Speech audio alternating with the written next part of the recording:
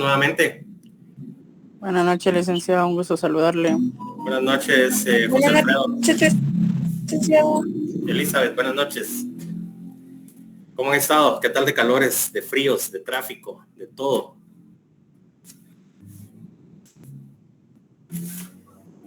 Mucho tráfico, Lick. Bastante.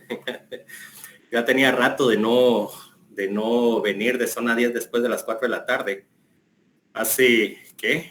Son las 7:05. Hace 20 minutos entré. Pero, gracias, aquí sin novedad. Vamos a darle un lapso de 7 minutos para ver si se incorporan más, que hasta ahorita van 128. Entonces, ¿qué? 7 minutos y empezamos. ¿Les parece? Sí, Lick, está bien, gracias. Ok. Los miro ahorita en un ratito.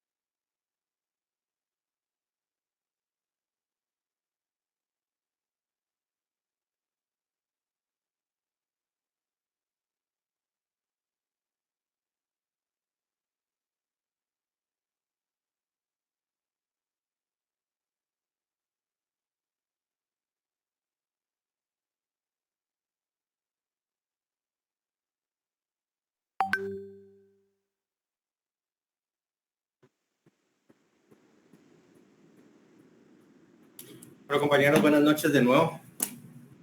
Ok.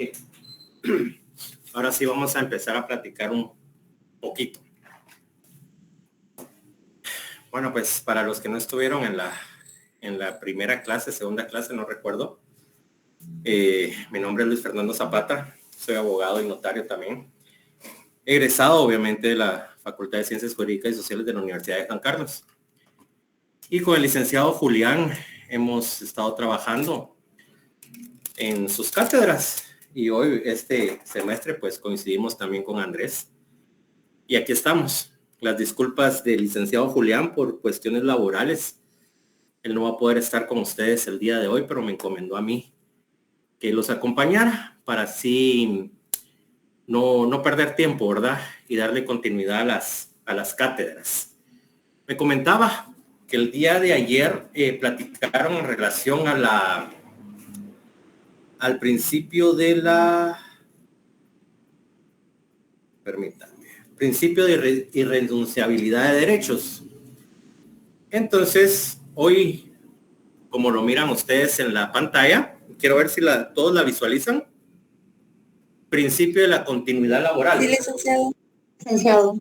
¿Nos escuchamos? Sí, licenciado. ¿Sí? ¿Ahora nos seguimos escuchando? Sí, licenciado.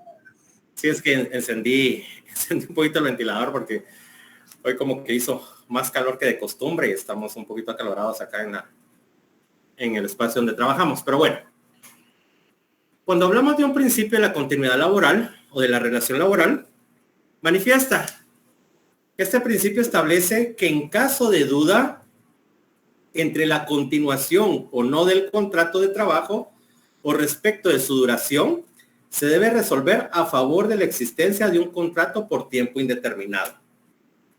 Aquí hay que recalcar algo, y es lo que el licenciado Julián les ha venido manifestando. ¿El derecho de trabajo es tutelar de quién? El trabajador.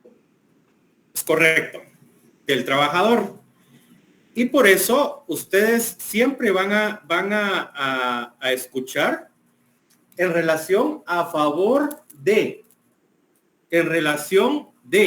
¿sí? Que inclusive ayer, me parece que ayer o en la cátedra anterior, hablaban de la inversión de la carga de la prueba. Por ser el derecho de trabajo tutelar del trabajador, entonces la carga de la prueba siempre va a estar inclinada ¿hacia quién? Hacia el trabajador. El patrono. Hacia el Hacia el patrono. patrón. Exactamente. ¿Y por qué? ¿Por qué siempre va a estar inclinada hacia el patrono y no al trabajador? Porque el patrón es el que tiene que demostrar que ha cumplido. Es correcto. Porque el patrono tiene que demostrar que lo que se le está indilgando no es como debe ser, ¿sí? Por ejemplo,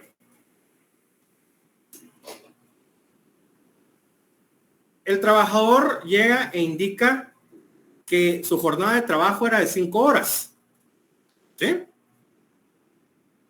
Resulta que el patrono tiene un contrato de trabajo donde efectivamente está la jornada, pero la jornada era de 8 horas. O sea, lo tiene que probar el patrono, ¿sí? Todo lo que manifieste el trabajador por esa desigualdad que se da entre patrono y trabajador es que el patrono tiene que demostrar o contradecir las aseveraciones del trabajador. Y algo muy importante también que platicaban, no recuerdo si fue ayer o en la clase anterior, de quien pretende debe probar. Recuérdense que el derecho de trabajo, toda vez las normas no sean contrarias a lo que establece el Código de Trabajo, se puede auxiliar del Código Procesal Civil y Mercantil. Y específicamente en el artículo 126, si no estoy mal, habla del Código Procesal Civil y Mercantil, habla de la carga de la prueba o la pretensión de la prueba. Y manifiesta, no sé si alguien lo tiene a la mano, si no, deme un minuto de lo cargo.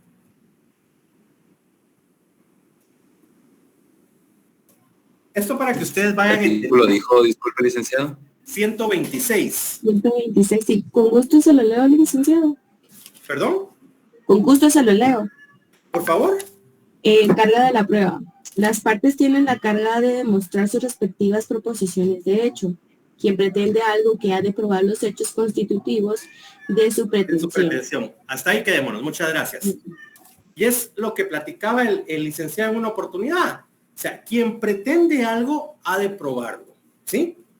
Pero eso es taxativo 126 del Código Procesal Civil y Mercantil.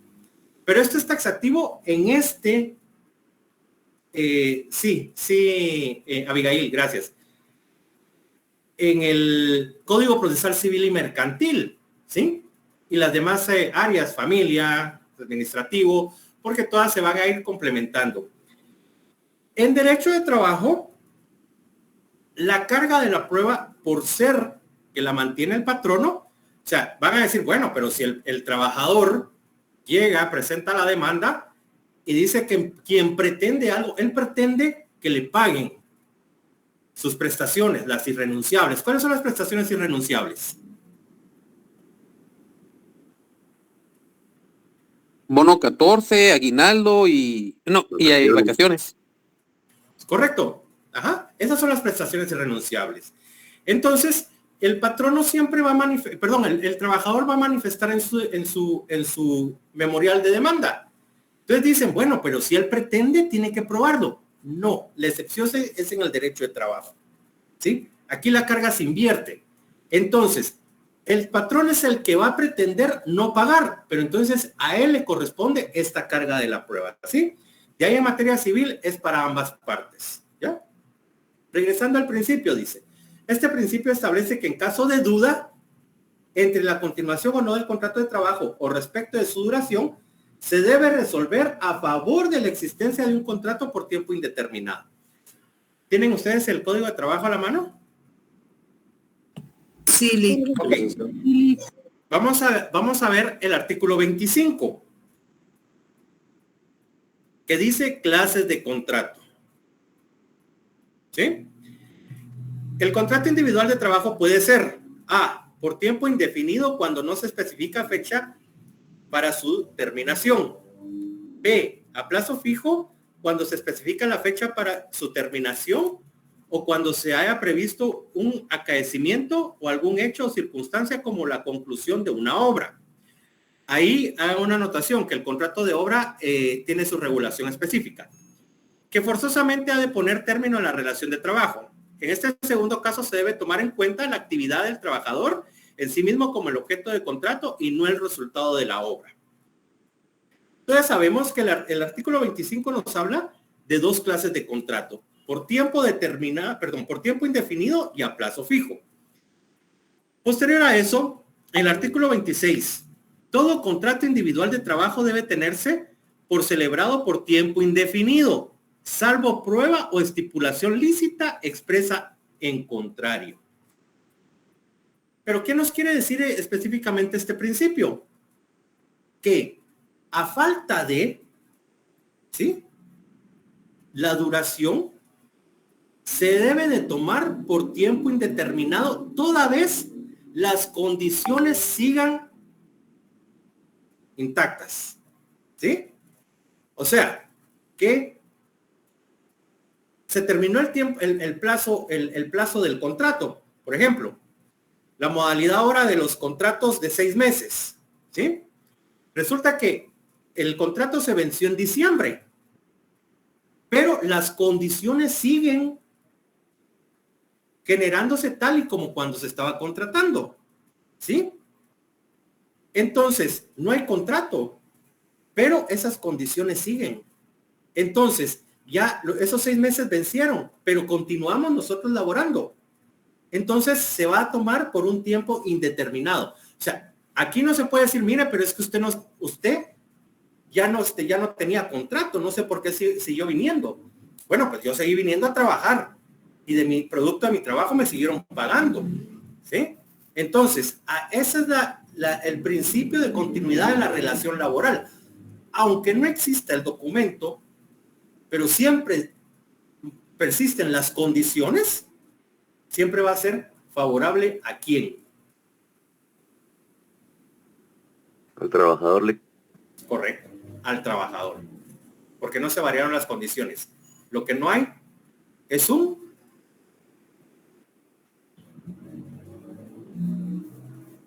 ¿Qué es lo Nuevo que... contrato. Perdón, Sonia. Un nuevo contrato, licenciado, Es pero sí correcto. siguen condiciones. Exactamente. ¿Tenemos alguna duda en relación a este principio? No, Lick. ¿No? ¿Seguros?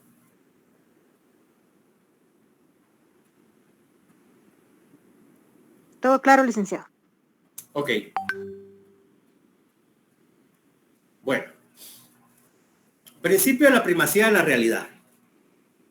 Cuando hablamos de este principio, ¿qué se les viene a ustedes en mente? Tomando en consideración lo que dice.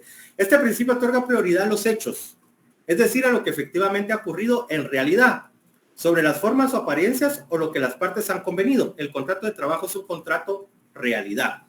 Me llamó mucho la atención, como les repito, no sé si fue ayer o en la cátedra anterior, que una compañera de ustedes manifestaba que su hija tenía un contrato o había firmado un contrato en una escuela o un colegio de maestra, donde el mismo contrato decía que se le estaban pagando el salario mínimo, pero ella estaba recibiendo un salario que no era lo que especificaba en el documento. Y opinaron bastantes. Y aquí es donde nosotros llegamos a este principio, primacía de la realidad. ¿Sí? El contrato, como todo tipo de contratos, siempre van a ser no válidas las cláusulas que contravengan la esencia del documento. ¿Sí? Entonces, tomando como ejemplo, y me permito tomar como ejemplo el caso de la hija de esta compañera, ahí lo que existe es una simulación, porque estamos simulando hechos o actos que efectivamente no se están dando. ¿Sí? ¿Ya? Entonces, al momento de ella presentar una demanda por un reajuste salarial, o sea, porque puede ser que a ella le estén pagando todas sus prestaciones.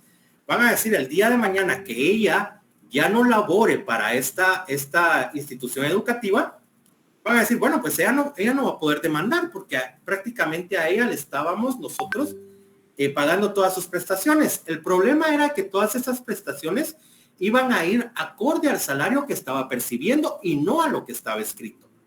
¿Sí? Entonces, obviamente, uno nunca va a firmar algo. Por ejemplo, aquí existían comprobantes de depósito donde le estaban depositando lo menos a lo que estaba convenido. ¿Sí? Entonces, al momento que ella presente su demanda, va a ser por ese reajuste salarial. Porque va a decir, bueno, pero es que me estaban pagando todas mis prestaciones y de hecho, cuando a mí me separaron, me las pagaron. Pero se las pagaron con base a lo que ella estaba percibiendo mensualmente, que era un salario bajo el salario mínimo, ¿sí? Entonces, abocándonos al principio de la primacía de la realidad, quiere decir de que ella va a presentar esa demanda para ese reajuste salarial. Por ejemplo, el salario mínimo, ¿en cuánto está para este año?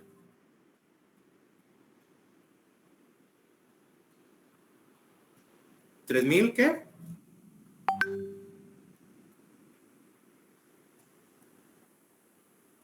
Compañeros. 3.160, licenciado, ¿no? 3,160. Ok.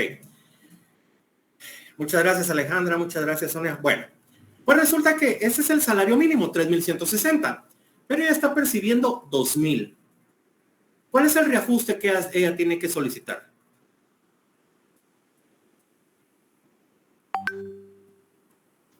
¿1,100? 160. 1,160. ¿Sí? ¿Por qué? Porque ella está ganando 2,000, le están reteniendo, no le están dejando de pagar los 1,160. Ok. Entonces ella va a presentar su demanda para ese reajuste del salario.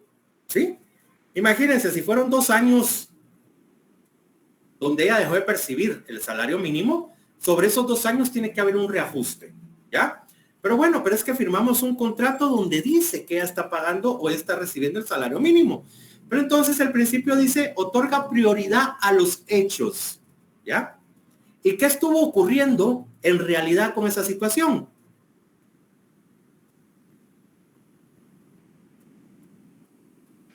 Que le estuvieron pagando menos Es correcto. de convenido. Ella estaba recibiendo menos del salario mínimo, ¿ya? Entonces, abocándonos a este principio, otorga prioridad a los hechos, es decir, a lo que efectivamente ha ocurrido en realidad, sobre las formas o apariencias que las partes han convenido. Ellos convinieron, bueno, yo voy a trabajar y usted me va a pagar el salario mínimo. Ok, correcto. Y lo firmamos, pero la realidad es otra, ¿sí? Puede ser que en el... ¿sí, Abigail? Licenciado, solo con una consulta. Buenas noches, gusto saludarle. Buenas noches. Tengo una duda, ¿no será que esto incurre en un despido indirecto? Porque tengo entendido que cuando a uno le ofrecen cierto puesto, ciertas prioridades y cierto sueldo, al momento que empiezan a quitarle las prioridades del puesto y lo que es el salario, es como un despido indirecto. ¿Me comenta? Mire, pues, el despido indirecto bajo esas circunstancias ocurre cuando a usted le cambian las condiciones de trabajo. Por ejemplo, usted estaba en un puesto, una jefatura, y resulta que cambian al jefe superior inmediato y esa jefatura a usted la quitan y la mandan a un puesto inferior, ¿sí? Ahí se está dando un despido indirecto. ¿Por qué? Porque le cambiaron esas condiciones sin haber terminado el contrato o la relación por la cual a usted la habían contratado. En este caso no. ¿Por qué? Porque desde un momento, desde un principio están pactando esas bases. Ahora bien, si en el transcurso de de la vigencia de ese documento, a ella le cambian las bases, entonces ahí sí podría alegar un despido indirecto. Por ejemplo, ella está en una institución que tiene varias sucursales y trabaja, por decirles algo, trabaja a media hora de su casa, ¿sí? Pero resulta que hubieron controversias permítame, Sharon, hubieron controversias dentro de la misma institución, y entonces viene el jefe y la manda a San José Pinula. Obviamente, esas condiciones cambian, porque ella estaba contratada para una sucursal, digámoslo así, en la ciudad capital. Porque ella vive en la ciudad capital. El hecho que haya después, por contradicción con el jefe superior, la mandan a San José Pinula, ahí sí se puede tomar como un despido indirecto, porque le varían las condiciones. ¿Sí, Sharon? Muchas gracias, Lick. Licenciada, buenas noches. Buenas noches, Sharon. Con lo que comentaba Abigail, por ejemplo, en la empresa donde yo estaba, la compró una corporación que era mucho más grande. Entonces empezaron al principio que no iban a despedir personas y así, y luego sucedió esto que ella preguntó, ¿verdad? Que tenían cierto puesto, les iban a bajar no el salario, porque eso no pueden hacerlo, pero sí les iban a bajar el puesto. Y a algunos les iban a quitar ciertas bonificaciones como que, o derecho a horas extras que les estaban dando. Entonces, había gente que dijo que no, que obviamente eso no le convenía, que no iban a aceptar, pero o sea, si ellos no aceptaban, no les iban a dar como que su liquidación, sino que únicamente lo tomaban como que ellos mismos estuvieran renunciando. En ese caso, ¿qué se puede hacer? ¿O si es correcto eso de que simplemente se toma como que yo renuncié? Pero, ¿por qué se iba a tomar como que usted hubiera renunciado? Ellos, bueno, es que la empresa, a mí no me pasó, gracias a Dios, no fui de las que les hicieron eso, pero sí vi a muchos señores que eran de producción, que ellos obviamente no querían aceptar esas nuevas condiciones porque les dañaban económicamente. Entonces ellos, pues, en vez de que se podría tomar como un despido, no les iban a dar liquidación, sino que le iban a tomar como que ellos simplemente, o sea, ya sea que renunciaran o se quedaran así obligatoriamente. Okay. Pero hubo gente que no quiso y no le quisieron dar liquidación. Mira, pues aquí hay varias circunstancias. Esto se da muchas veces en bueno, o comúnmente se da en lo que son las maquilas y se da mucho más seguido en las empresas que prestan seguridad, donde definitivamente cambian el nombre de las empresas o una compra a otra, o en el caso de las maquilas se fusionan y prácticamente hacen, bueno, a punto de vista es una simulación. ¿Por qué? Porque dicen, ahora vamos a hacer los dos, pero siempre ustedes, los empleados de la mano derecha, siempre van a estar bajo el mando de la mano derecha y los de la mano izquierda bajo la mano izquierda. Y cada mano va a velar por mantener a sus trabajadores.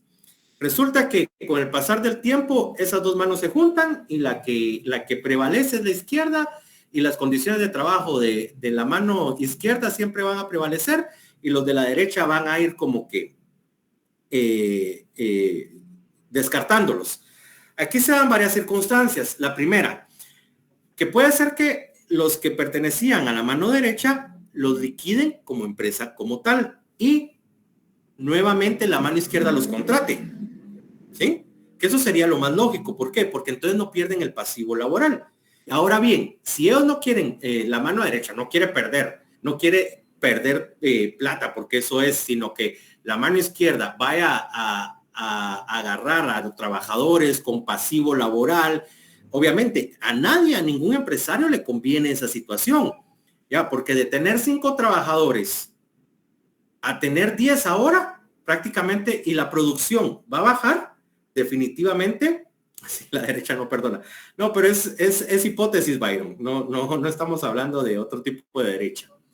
Entonces, ¿qué quiere decir acá? De que a ellos, prácticamente, cuando les van a cambiar las condiciones, sí se está dando un despido injustificado. ¿Sí? ¿Por qué? Porque, a decir verdad, aunque no les bajen el salario, pero sí les están cambiando las condiciones. Y tampoco los pueden obligar a renunciar, ni mucho menos venir y decir, bueno, pues entonces los despedimos y no les pagamos prestaciones, porque ya ustedes como estudiantes de derecho saben de las prestaciones que son irrenunciables, ¿sí?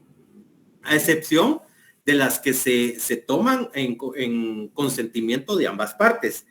En este caso, sí ellos tienen que estar muy atentos a que no, por ejemplo, la experiencia de nosotros nos dice de que de repente viene el patrón y le dice, miren, ¿sabe qué? Tómese unos días y lo piensa. Y esos días viene, cuando llega, mire usted, usted dejó de estar 3 días, de asistir 3 días. ¿Y qué pasa cuando uno deja de asistir 3 días al trabajo sin aviso? Abandono de trabajo. Abandono de trabajo. Entonces ella tiene la justificación el patrono para despedirlo y no pagarle ¿qué?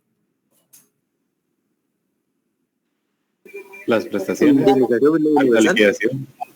La liquidación, que es la indemnización por tiempo servido. ¿Sí? O sea, la indemnización es correcto. Las irrenunciables esas se las tiene que pagar. Les tiene que pagar en el caso del bono y el aguinaldo proporcional, vacaciones proporcional y los salarios dejados de percibir. ¿Ya? Ahora, la indemnización por tiempo servido, ahí dice, bueno, el patrono, usted ya no vino, aquí estaba su cheque y se lo mete a la bolsa, ¿sí? Entonces, aquí sí les están cambiando las condiciones de trabajo. Entonces, ellos tienen que ser muy cuidadosos y no permitir el hecho de, bueno, pues, fírmeme la renuncia, porque entonces ahí ellos están aceptando que se están yendo por consentimiento propio, ¿sí? Entonces, ¿qué es lo que tienen que hacer ellos? Me cambiaron las condiciones de trabajo.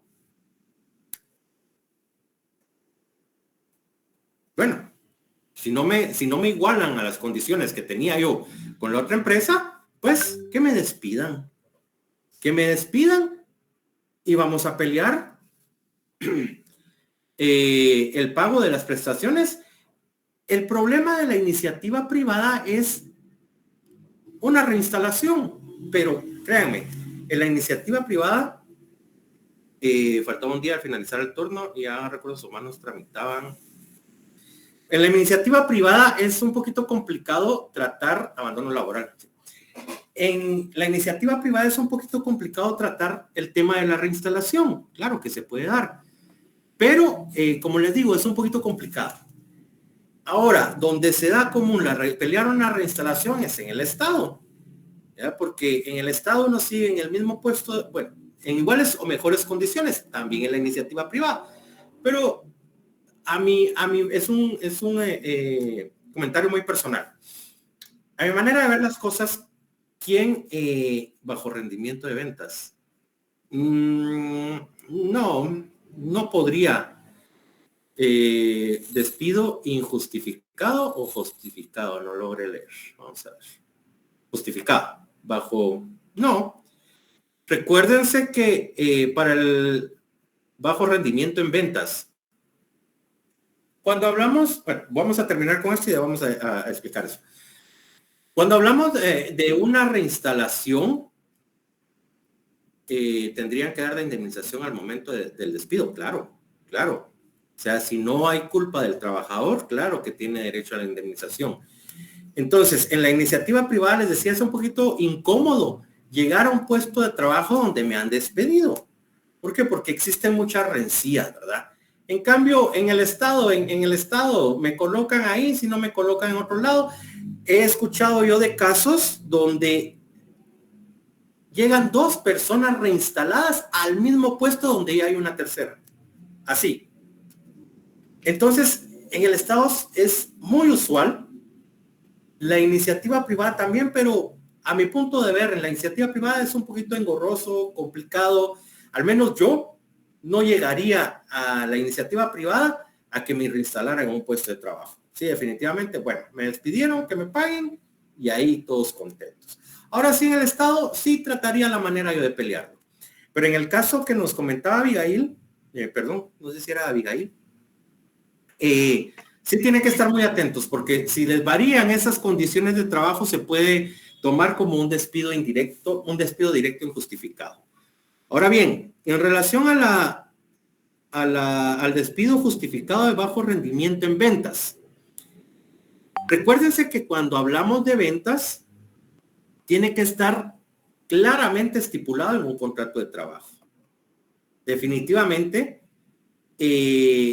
las ventas son eventuales, como en todo trabajo. Hoy podemos ganar bien, mañana no.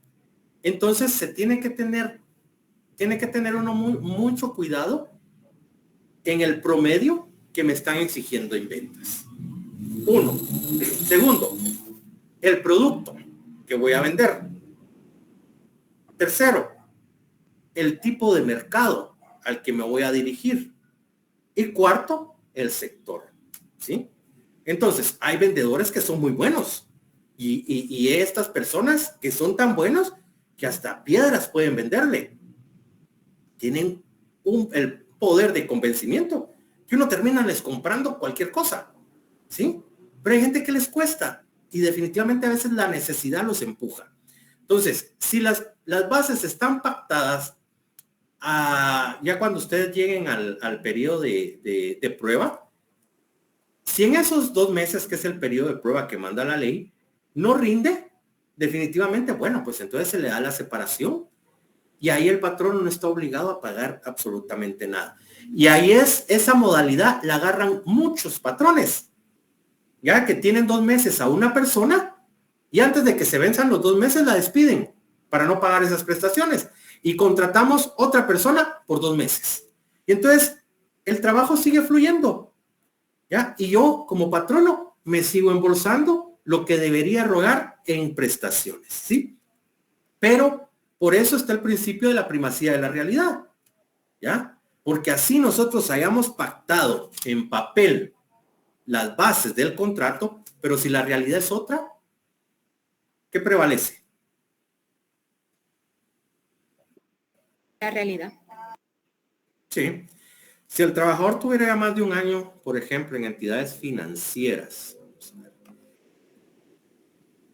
en puesto de asesores de ventas. Miren, cuando hablamos de temas en entidades financieras o bancarias, el banco es como un casino. La casa nunca pierde y el banco nunca va a perder. O sea, no es casualidad que cuando ustedes firman un contrato de tarjetas de crédito, hasta abajo están las letras que nadie mira. Son tan pequeñas que dice uno, ¿qué? Pero ahí está la salida para el banquero, ¿sí? Es que usted no leyó y usted firmó. Sí, pero es que eran las letritas que estaban hasta afuera. Está la línea, las 25 líneas, hay una línea y abajo están las letritas pequeñas. Y ahí está la salida del banquero, ¿sí? Es un poquito complicado litigar en contra de bancos. No es imposible, pero sí es un poquito complicado. Entonces, en el tema de las entidades financieras, solo les tengo que decir que al momento de ustedes ser empleados bancarios, tienen que tener mucha atención al momento de empezar una relación laboral. También es un trabajo muy delicado. Entonces, es lo único que les puedo decir en relación a ese tema. Regresando a la cátedra, tenemos, de nada hablando, ¿pendientes alguien que te haya levantado la mano? No. Bueno. ¿Comprendimos el principio de la primacía de la realidad? Ok. El examinador en su examen privado les pregunta, mire, ¿qué me puede hablar usted en relación al principio de la realidad, al principio de la primacía de la realidad en el derecho al trabajo? ¿Qué cree usted con sus palabras?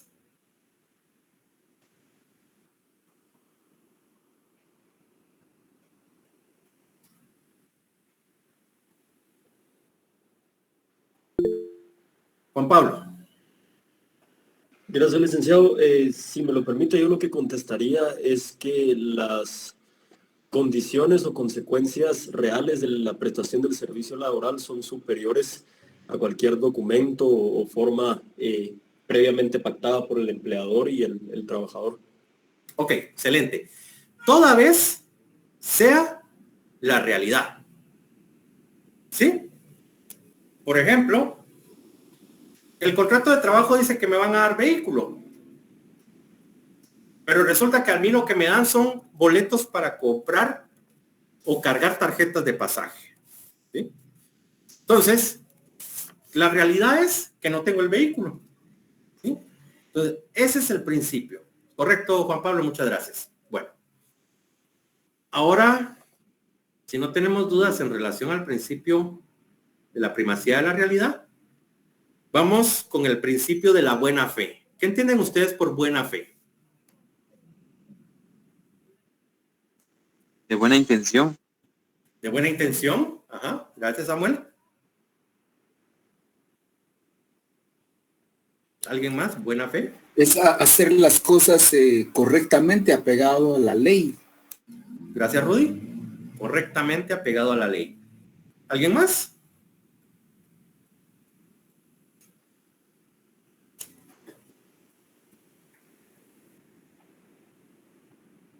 Tal vez en este caso para dar beneficio al trabajador. ¿Para dar? Algo beneficioso al trabajador. Algo beneficioso al trabajador. Eso encuadraría más en una ventaja económica. ¿Sí? Algo beneficioso al trabajador. ¿Sí? Buena fe. La buena fe, ustedes han escuchado el término, vamos a litigar de buena fe. ¿Sí? Bueno, ¿qué quiere decir con litigar de buena fe? Que vamos a dejar que el curso del proceso inicie y llegue a su final sin tanto contratiempo o contradicción en cada litigante, ¿ya? Y por eso dice que el principio y deber de conducta recíproca de las partes, que si bien no es específico del derecho del trabajo, adquiere esencial relevancia, ya que el contrato no solo contiene prestaciones de carácter patrimonial, sino también deberes de conducta. Eso es muy importante. El contrato de trabajo no solo contiene prestaciones de carácter patrimonial, quiere decir que el patrono va a pagar por una actividad, sino también deberes de conducta. Y esto es para ambas partes, ¿sí? El patrono siempre se tiene que dirigir con respeto a sus trabajadores y los trabajadores de igual forma hacia su patrono. Pero la buena fe va más allá de esto. La buena fe es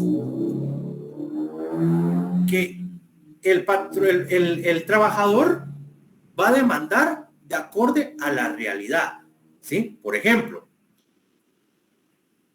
también se da en la práctica, también se da. El trabajador sabe que no hay un contrato de trabajo, ¿sí? El trabajador sabe que las condiciones de trabajo eran las adecuadas a la jornada, al puesto y a las condiciones que él prestaba, ¿sí? Y sabía efectivamente que lo pactado fue: yo te pago tanto por la prestación de ese servicio. Ok, excelente. Pero resulta que llega el día en que uno agarra por un lado y el otro agarra por el otro. Entonces viene el trabajador y dice: bueno, como sé que no hay un documento que respalde eso, que no hay planilla, que no hay libros de salarios, que no hay esto y lo otro, yo voy a venir y voy a decir que por el trabajo que yo desempeñaba, ganaba el doble de lo que me pagaban. Ganaba horas extras y tengo tantas horas extras.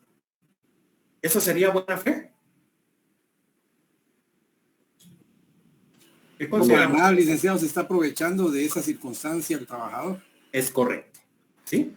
Es como un abuso, licenciado. ¿Perdón, Rode? Es un abuso de... Está mintiendo, no está haciendo las cosas. No está haciendo las cosas correctas, ¿sí? Por eso dice que el contrato no solo va a contener prestaciones de carácter patrimonial, sino deberes de conducta. Y el principio de buena fe es que el deber de conducta debe ser recíproca entre ambas partes. El trabajador va a pelear lo justo y el patrono va a pagar lo justo, ¿sí? ¿Ya? Muchas veces en la práctica no se da, pero este principio es el que me atrevería yo a decir que es el que menos se ve en esas relaciones o en esas controversias, ¿sí? Entonces, principio de buena fe es el principio de deber de conducta recíproca entre las partes, que si bien no es específico, por eso dice que si bien no es específico del derecho de trabajo, adquiere esencial relevancia, ya que el contrato no solo contiene prestaciones de carácter patrimonial, sino también deberes de conducta. O sea, que este principio es de vamos a manejar lo justo con lo justo, ¿sí? Regresando al caso de la hija de esta compañerita, ella no está ganando lo justo. Ahí no hay buena fe, porque desde el momento en que le hacen firmar un documento que contiene cláusulas que no son ciertas, no hay buena fe por parte del patrón, ¿sí? Entonces, para que exista esta buena fe, tiene que ser recíproca.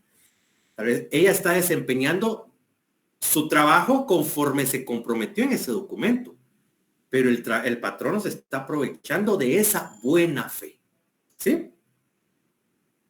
¿Tenemos alguna duda en relación a este principio? Licenciado, también se da el caso contrario, ¿verdad? De que, no sé si así se podría aplicarse, de que cuando a uno lo contratan por un salario, por ejemplo, mire, usted va a ganar 3.500, por ejemplo, y 250 va a ser de bonificación. A la hora que lo liquidan, viene incluido viene el sueldo mínimo, que en ese entonces era como 2.800, me acuerdo que a mí me pasó ese caso. Y bueno, yo por no problema firmé, pero a la hora que yo hice mis cálculos, habían agarrado que el bono era de 500, pero no había contrato laboral. Yo empecé de forma temporal a laborar y luego ya me extendieron el contrato, pero nunca firmé contrato. Ajá. Entonces también se puede dar ese caso a la inversa. El caso a la inversa, claro, es que la buena fe tiene que ser de ambas partes. De ambas partes. Y miren, les voy a comentar y vamos a ver. Ofrecen al inicio beneficios y no cumplen. Abigail, por favor. Licenciado, le quiero compartir un caso. Mi caso que tuve, estuve trabajando 3 años en un bufete. Le comento, yo estuve trabajando 3 años en un bufete ganando 1.600 quetzales. Pero, no sé, en primer año tuvimos una incomodidad con la licenciada. La licenciada me hizo firmar un documento como de contrato de servicios. Y obviamente yo al momento de firmar este contrato de servicios, yo no lo puedo denunciar en ningún sentido. La verdad no me hizo, o sea, no lo pude leer, solo me hizo firmarlo, pero ya conforme el tiempo me di cuenta de que ella lo que hizo fue respaldarse las espaldas, pues obviamente el pago que me estaba haciendo, porque pues sí podía yo denunciar que ni siquiera estaba ganando el mínimo, ¿verdad? Claro, Pero mire. sí, me hizo firmar un contrato de servicios. Sí, Pocas mire, palabras. Cuando nosotros lleguemos a lo que es el juicio ordinario y ahí veamos la temporalidad, ustedes se van a dar de un montón, se van a dar cuenta de un montón de cosas que en la universidad yo creo que ustedes han escuchado de varios catedráticos, incluyendo mi persona, les manifiestan a ustedes, la universidad únicamente nos da generalidades. En realidad, el profesional se forma en la calle. Y el abogado, con cada día que pasa, va aprendiendo. O sea, uno no se gradúa sabiéndolo todo. Hay casos excepcionales, claro, sí. En casos donde la persona se gradúa ya sabiendo. Pero es por la ventaja o las condiciones que tiene, por ejemplo, mi persona. Gracias a Dios, yo parte de mi carrera la trabajé en la defensa pública. Yo estudiando para abogado, trabajé en la defensa pública, de ahí me fui a trabajar al Congreso y me terminó graduando en un bufete conocido, ¿verdad? Reconocido. Entonces mi vida universitaria sí la trabajé en la carrera, ¿sí? Entonces tenía esa ventaja sobre otros compañeros que ellos únicamente, trabajaban, pero trabajaban en otras áreas que no tenían absolutamente nada que ver en relación a la carrera, ¿sí? Pero cuando ustedes se gradúen, bueno, no cuando se gradúen, que ya falta poco, pero cuando veamos lo que es el contrato de trabajo y parte por parte, ahí se van a dar ustedes de cuenta que la ley dice una cosa y la práctica es otra, pero siempre respaldada con la ley. Entonces, Abigail, dejémoslo para más adelante y vamos a, si usted lo permite, vamos a exponer nuevamente su situación para irlo comparando en relación a lo que dice el Código de Trabajo. ¿Estamos? Con gusto, Lee. Sí, gracias, muy amable. Bueno, entonces estábamos con la lectura de un mensaje, permítanme. Sí, ofrecen al inicio beneficios si no cumplen con los horarios de trabajo. Bueno, les voy a comentar una situación, una experiencia, en un caso, y les voy a comentar con nombres porque las empresas ya no existen. Entonces ya no tengo problema. Una empresa que servía o ofrecía un servicio telefónico. No sé si ustedes se recuerdan, Twenty que usaba a los operadores de Telefónica, las antenas de Telefónica. No sé si se recuerdan ustedes de ese chip.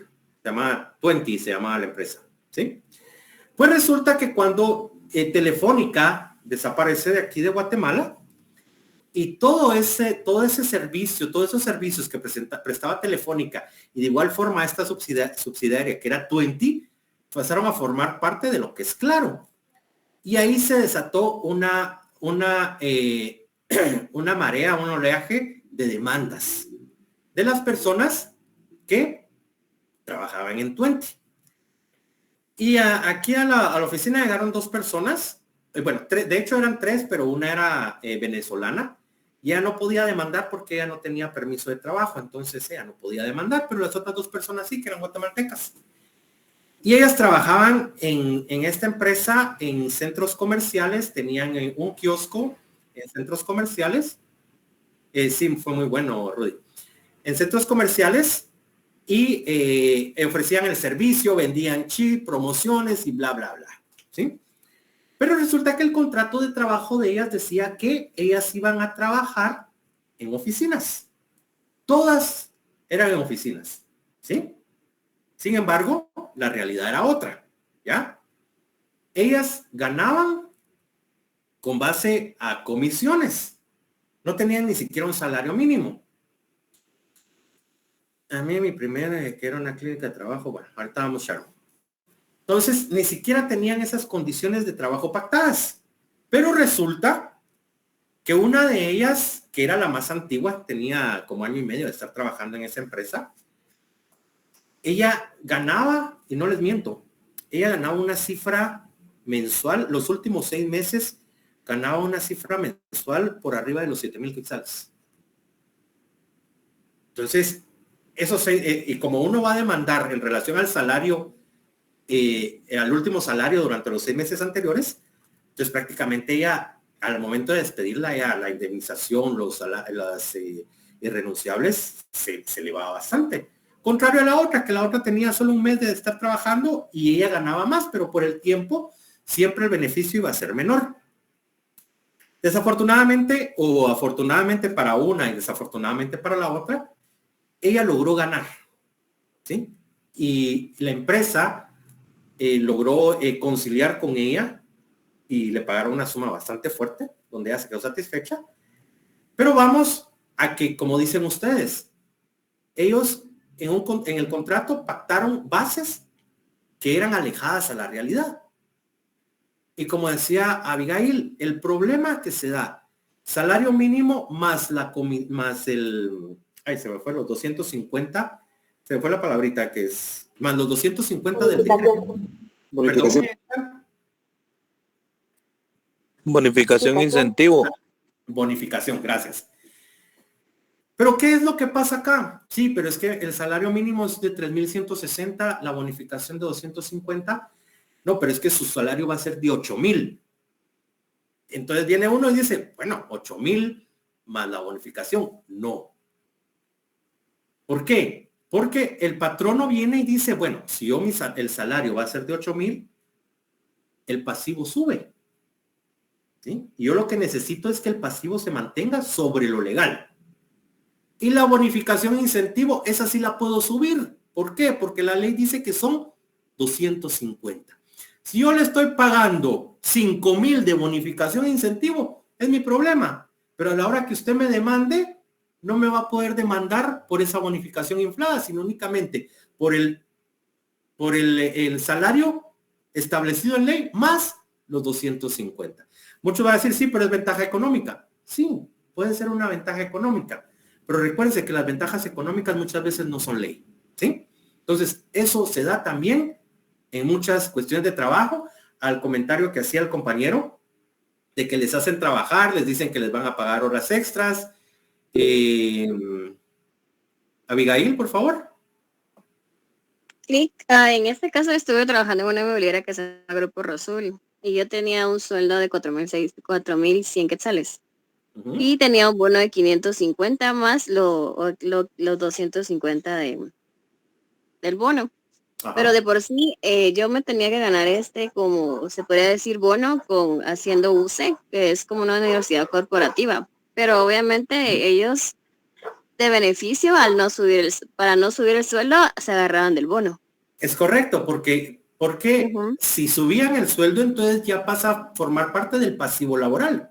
Exacto, y al momento, perdón, sí, siga. Disculpe, Link, no lo quise interrumpir.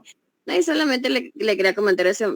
Tenía ese sueldo y obviamente si yo no le caía bien a mi superior, porque era subordinada, tocaba el bono y obviamente pues me perjudicaba grandemente. Entonces el sueldo en sí no eran los 4,900 que ganaba, sino que eran los 4,100 y tentativa del bono. Sí. Solamente. Vale, muchas gracias, Abigail, muchas gracias por el aporte. Bueno, entonces, regresando a la cátedra. Así hace muchos call centers también, sí. Esa modalidad también ya se ha pasado a los call centers. Los call centers, esa modalidad de trabajo muy buena, por cierto, muchos beneficios, pero al día de hoy ya ha bajado la calidad de la relación laboral. Entonces, regresando al principio de buena fe, perdonen que me salga, pero para que ustedes vayan comprendiendo, y yo soy más práctico. O sea, gracias a Dios por la experiencia en la calle, ¿verdad? Porque el abogado se hace en la calle. Para que ustedes vayan entendiendo un poquito con los ejemplos, ¿verdad? De que se van dando en la vida cotidiana, ¿verdad? Entonces, por si a alguien se les hace tedioso, pero es para una forma para que ustedes comprendan más estos principios. Que hablábamos con el licenciado Julián. Toda esta área, el área sustantiva es un poquito complicado, porque es teoría. O sea, es la base ¿para qué área? Para el área adjetiva, que es lo procesal. Entonces, ¿estamos de acuerdo en relación a lo que habla el principio de buena fe?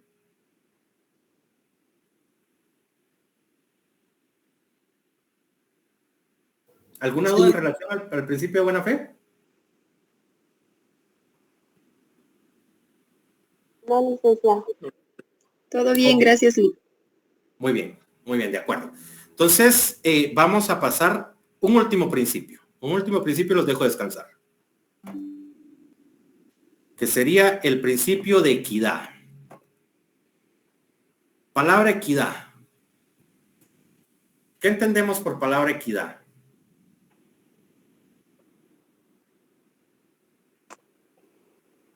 Dar lo necesario a la persona.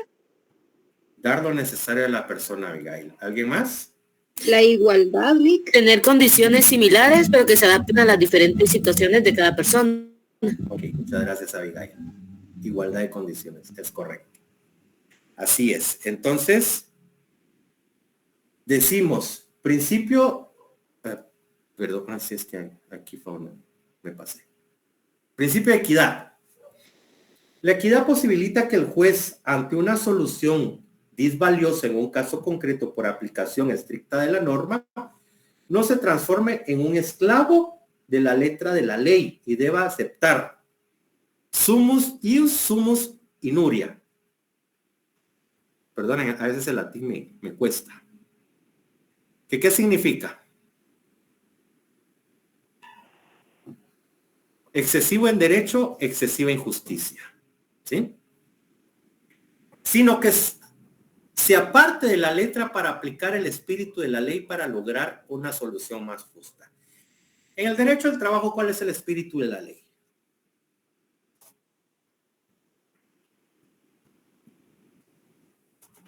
La tutela, licenciado, la tutela al trabajador. La tutela al trabajador, es correcto. Gracias, Byron. Entonces, el principio de equidad quiere decir de que si efectivamente, obviamente tampoco confundamos la equidad con parcialidad, ¿sí? Que digamos, es que este juez fue parcial al trabajador. Hay casos muy específicos, ¿sí? De que se alejan de esa realidad. Por eso, cuando yo empecé a estudiar la carrera del derecho, existía dentro del bufete popular la práctica laboral, que esa práctica laboral consistía en llevar también casos prácticos, ¿sí? Pero resulta que la Inspección General de Trabajo abrió una oficina donde ya existen profesionales contratados por el mismo Ministerio de Trabajo que va a prestar ese servicio que en su momento lo prestaba el estudiante, obviamente asesorado por abogados del bufete, ¿sí? Entonces, mucha gente prefería mejor que me asesorara un profesional, obviamente, que un estudiante, ¿ya? Muchos piensan de que cuando uno llega al juzgado de trabajo acompañando a un trabajador, muchos patronos dicen, pucha, ya este tiene para pagar abogado, ¿sí? Pero la realidad puede ser otra, ¿sí? Ustedes, como egresados de la Universidad de San Carlos, va a llegar el momento en que van a decir, no, yo le voy a echar la mano a esta persona, como retribuyendo algo que la sociedad nos ha dado, y es una educación superior a bajo costo, ¿ya? Obviamente esto ustedes no lo van a ir pregonando por la vida, sino que eso va a ser para ustedes, ¿sí? Entonces, también se da dentro de lo que es la materia judicial. Cuando un juez considera que lo justo es que se le pague, pero desafortunadamente las circunstancias dicen otra, se tiene que apartar, ¿sí? Y tiene que aplicar ese espíritu del derecho del trabajo que siempre va a ser tutelar ¿a quién?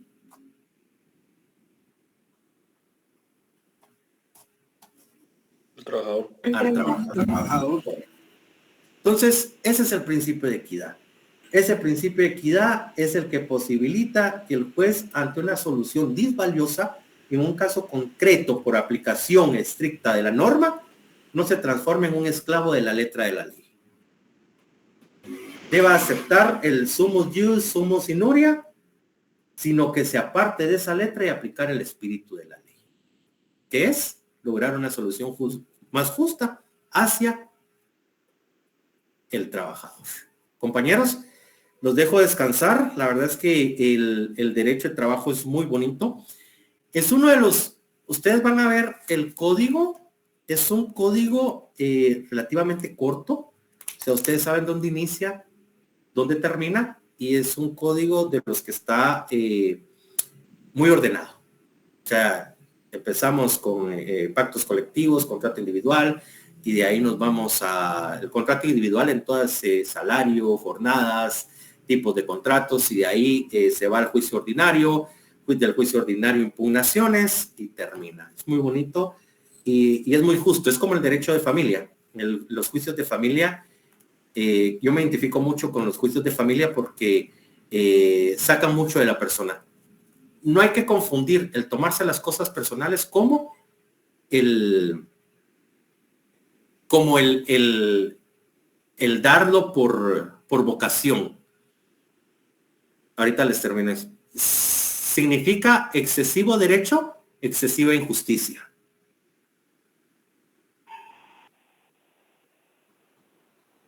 ¿Sí?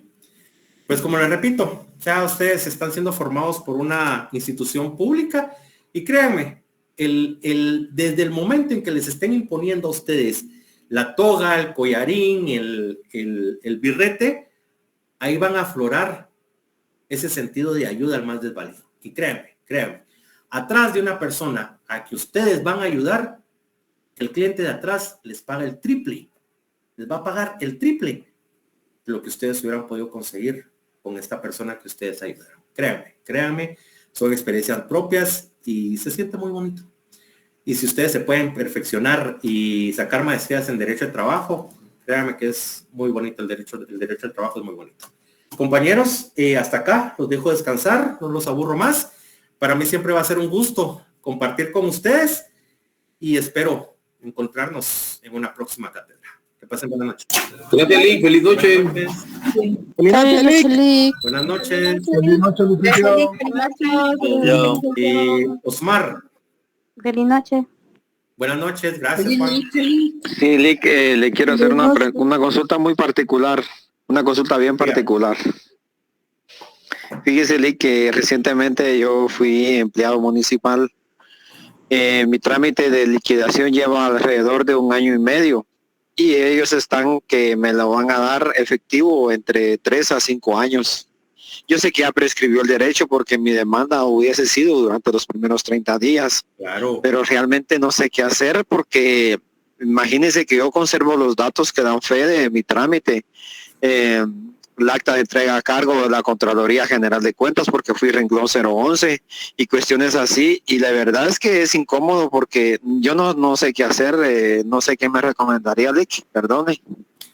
Mire, definitivamente eso es el problema es, recuérdese que aquí prescribe el derecho, ¿sí? Y aquí de nada, Byron. Muchas gracias, Byron. Entonces, el problema acá es de que si usted presenta, usted tiene constancias por escrito donde le manifestaron que se lo iban a pagar en tanto tiempo. No, ellos ni siquiera estipulan la fecha, no determinan, solo verbalmente me dicen entre 6 meses o entre 5 años, pero la verdad no, lo que yo sí conservo son las copias que dan fe de mi proceso, o sea, de la solvencia de esto, la solvencia de lo otro. Bueno, cuando hablamos de proceso, ¿a qué se refiere, Osmar? El proceso en el que me han solicitado ellos los documentos y las copias fidedignas de los trámites, el primero la renuncia, la solvencia de inventario, la solvencia del departamento al que yo pertenecí, etcétera, y el acta de entrega de cargos que la pide la Contraloría General de Cuentas por ser empleado público. Ok, bueno, entonces estamos hablando de prestaciones irrenunciables, o sea, usted no es por despido, es por renuncia. Así es, yo renuncié. ¿Y eso hace cuánto fue, Osmar? fue el 1 de julio el 31 de julio del año 2021. O sea, estamos en 2023, ya pasó un año y medio. Exacto. Ya, exacto. Mire, ahorita el fundamento de derecho no lo recuerdo, pero para solicitar el pago de las prestaciones irrenunciables, si no estoy mal, ese plazo prescribe en 5 años. Pero, como le repito, no tengo ahorita en mente el fundamento de derecho. Pero si usted me permite, yo lo ubico y tal vez en alguna otra cátedra o una próxima clase, pues yo se lo comparto. Está bien, Lick, gracias, sí, porque la verdad es que en que sea unos 2 centavos o lenes, como dicen, son muy importantes, ¿va? No, es el tiempo que representa. Pero sí, yo recuerdo haber escuchado una situación similar y ahí es donde yo me permití ver, pero ahorita no lo tengo en mente, créame, no lo tengo en mente, pero sí por ahí, por ese tiempo va, el prescribe ese derecho, pero solo únicamente con las prestaciones irrenunciables, ¿ya? En este caso, por relación a la renuncia. Pero déjeme confirmarle, para no cometer errores. ¿Soy yo, Osmar? Sí, porque su número telefónico no tiene, ¿verdad? Para asesorarme mejor, ¿verdad, Lick? Mire, ahí está en para escribirle particularmente. Mire, porque a veces lo que no se tolera es la paciencia. Hay veces que uno lo necesita de emergencia, ¿va? Va, mire, si quiere, deme chancecito y yo se los comparto. ¿Les parece? Va, está bien, Lick. Estaré muy pendiente. Vaya, pues que pasen buena noche. Feliz noche, Lick.